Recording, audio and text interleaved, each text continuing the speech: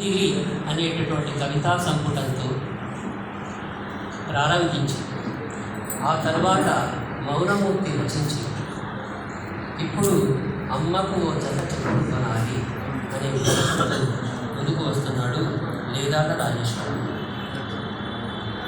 లేదాళ్ళ రాజేశ్వరరావు కవితల్ని ఒకసారి చదివితే అర్థమవుతాయి, మళ్ళీ మళ్ళీ చదివితే కొత్త అర్థాలు కొత్త భావాలు స్ఫురిస్తాయి. కవిత్వం ఆలోచనామృతం. అమ్మకు ఓ జత చెప్పులు కొనాలి. పుస్తకం పేరైన ముఖ చిత్రమైన పేదరికాన్ని గుర్తుకు తెస్తుంది.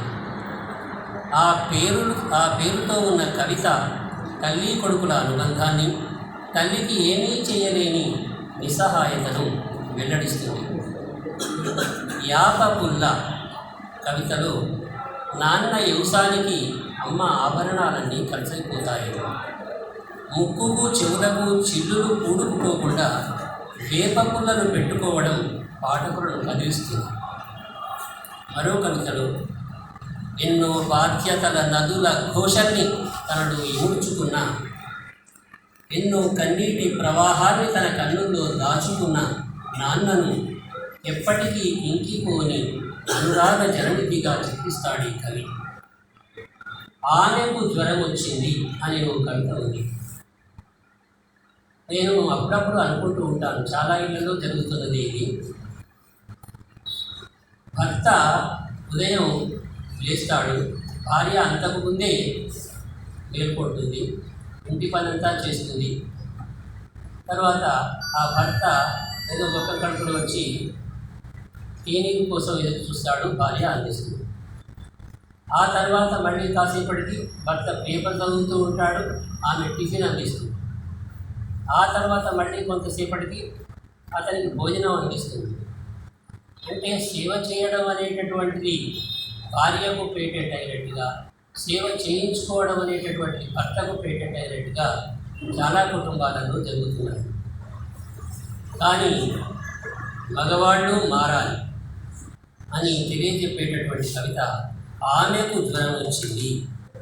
ఈ కవిత భర్త త్యాగాన్ని, భార్య త్యాగాన్ని, భర్త సోమరితనాన్ని వెల్లడిస్తుంది. ఈ పుస్తకంలో ప్రైవేట్ టీచర్ అనే ఓ కవిత ఉంది.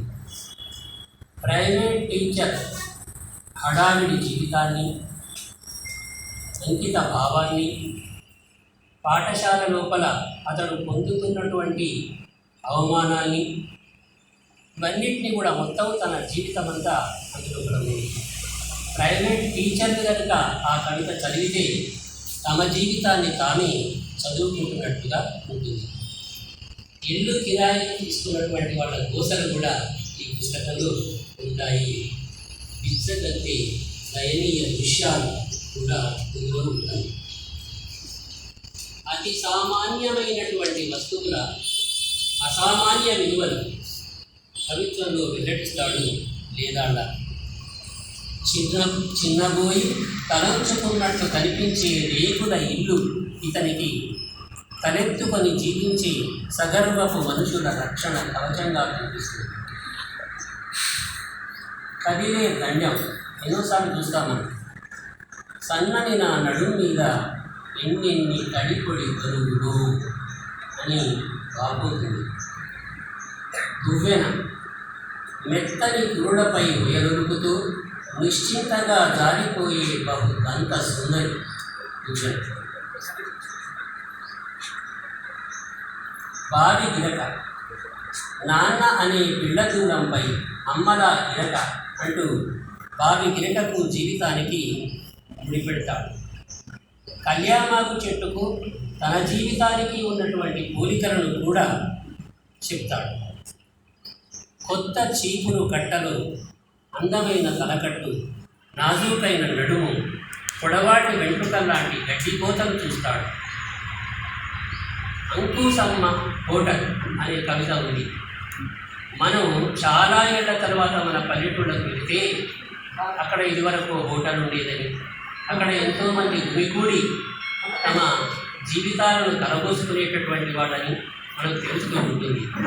ఆ అంకుశమ్మ హోటల్ ఈ కవికి ఓ జ్ఞాపక పరిమళం. అయితే ఇప్పుడది రోడ్డు వెడల్పై మనుషుల మనస్సుల్లో ఇరుకై ఆత్మీయతలకు కరువై మిగిలిపోయిన సజీవ శిలాలు. వంట బ్రాహ్మణుడు, అద్భుత పాక సృష్టికర్త, అన్నదాత, ఎంతోమందికి అన్నదాతగా అందరూ రొట్టెలు వేసుకొని తినేటటువంటి వాళ్ళే, కానీ ఆ వంట బ్రాహ్మణి వెనుక ఉన్నటువంటి విషాదాన్ని చూసేటటువంటి వాళ్ళు తక్కువ. దాని గురించి చెప్తాడు వేదాడ. మనం ఊళ్ళలోకి వెళ్ళినప్పుడు ఎప్పుడో మనకు పనిచేసినటువంటి పని మనుషులు, లేకపోతే మన ఆత్మీయులు, బీదవాళ్ళు మనల్ని కలిసినప్పుడు వాళ్ళు చూపించేటటువంటి ప్రేమ వర్ణనాతీతం. నర్సవ్వ నల్లగున్న మనసు మాత్రం స్వచ్ఛంగా ఉన్న పని మనిషి. గూర్ఖా నిశ్శబ్దపు నిశిరాత్రి సైనికుడొకడు వీధి వీధిన విహరిస్తాడు, ఇంటింట నమ్మకమై. ఆ ఇంటింట నమ్మకమై అనేటటువంటి ఆ ఒక్క వాక్యం మొత్తం ఆ గూర్ఖా యొక్క గుణగణాలు, అతడు నిబద్ధతతో చేసేటటువంటి పని, ఇవన్నీ కూడా అందులోపల మనకు తెలుస్తూ ఉంటాయి. గూర్ఖా నిన్ను అర్థించడానికి వచ్చిన యాచకుడు కాడు, నిన్ను రక్షించడానికి వచ్చిన దేవుడు అంటాడు వేదాడ. గడియారాన్ని చూస్తాం మనం. ఆ గడియారంలో ఏం చూస్తాం? సమయాన్ని చూస్తాం, కూరుకుంటాం మనం, అంతే. కానీ ఈ కవికి గడియ గడియకు తరిగిపోయే ఆయువును గుర్తు చేస్తుంది, ఉన్న సమయాన్ని సద్వినియోగం చేసుకోమని బోధ చేస్తుంది, రేపటికి మౌనంగా సాగిపోవడం ఎలాగో సరి చేయకుండా చెప్తుంది.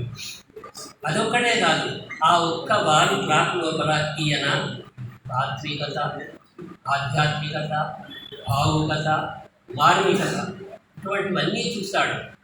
అవన్నీ చూసినటువంటి తీరు, దాని కవిత్వంలో వ్యక్తీకరించినటువంటి తీరు చాలా అద్భుతంగా ఉంటుంది.